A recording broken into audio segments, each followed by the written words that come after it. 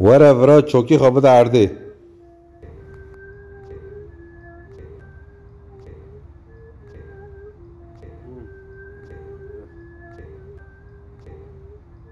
ناویت چیه فانی؟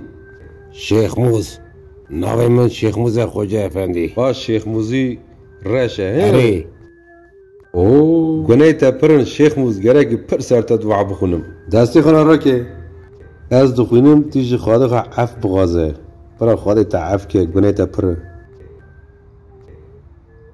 خانه لقینه حضورا خواهده دا خانه و نی نواگی جنا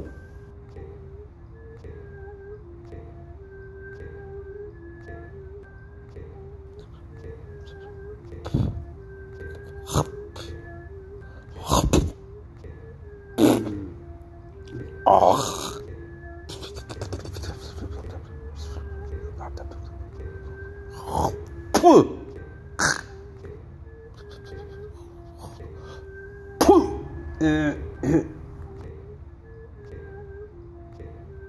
ولا حول ولا قوة تجديه چدی ما خوجه دياتي رحمت لي دیامن استانانم خوجه عوره را شاتیه بر چاوته لومانت نونی گدار که دنگی نا بیزیته و دنگا دنگی دياتي ناس ناکی قید طبق نابیزم خوجه چه بیتا خوجه توابه من نویه دیسان تو چه گناه چه دیکی نا خوجه افندی گناه منه متنه هش دیا خارا درمان نکه دویتا خوردوا نا خوجه افندی مقای حیاتا خودت درم نکریه از قید درم نکم ایسا سنجا دیام بپرسه هش اسکنیم قیزا خواد زوجینی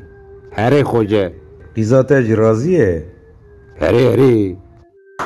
نزه اینه درمان دکیته دیا تمرا گو کچک نخوازه تبی میری که بزوجه چما درمان دکی نا ورنن خوجه افندی نا